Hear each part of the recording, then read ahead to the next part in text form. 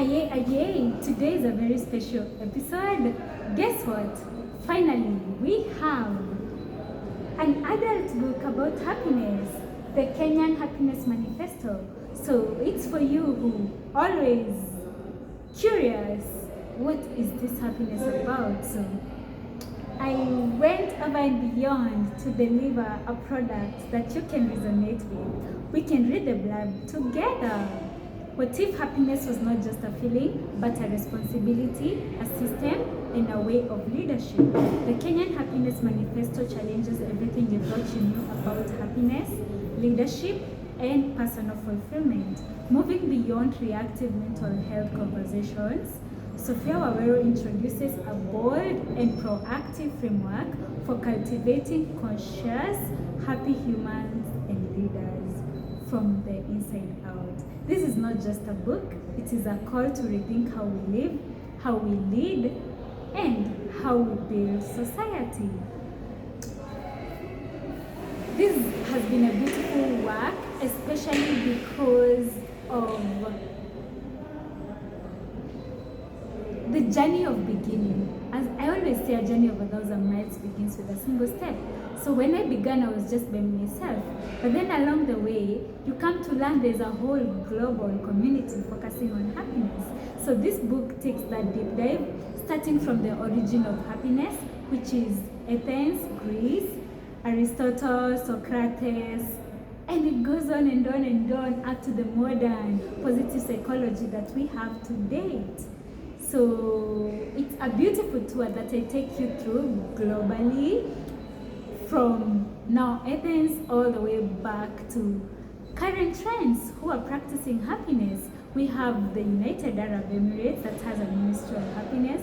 We have Bhutan that uses gross national happiness in place of gross domestic product and gross national product to see the welfare of its people. And then we get to Finland, one of the happiest countries in the Nordic countries. So you find all that work. But over and beyond that, the plan is to get home. Where does happiness lie when it comes to Kenya? Can we ever have a Ministry of Happiness? So that is the question we get to go through. What does the happiness agenda look like? What measures have we taken so far towards that plan? What if happiness was a major thing over and beyond a feeling to it being used in the systems? So like now when we look at the United Arab Emirates, what they do is they use the governance and policies, they go through the Ministry of Happiness, because these are policies that are being made for humans. So how do we make these policies supportive of the human experience? Because right now we are shifting from the aspect of traditional way of approaching things to understanding the human potential, neuroplasticity. So how do we get to support human evolving with the system? How can we get systems that are really supportive of the change that is around us? It is very doable. So we cover all that in this beautiful book. How is that? You're only one call away to find out by securing your copy. It is available very soon across bookstores, and we get to take a deep dive on it and share magic with the book. Perfect?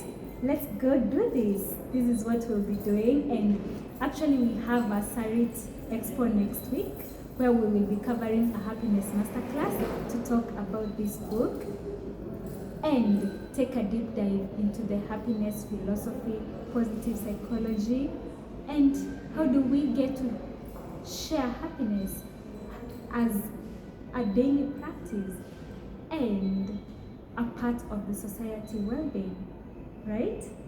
See you then. Catch you on 7th May, right here at Sarit from 4 p.m. to 6 p.m. 7th May for a happiness masterclass. And for the first book signing of this book, it will be available during the summit, and also there will be a panel on 8th from 1 p.m. where we'll talk about mental wealth in Kenya and how that looks like. Karibu sana. Happy? happiness.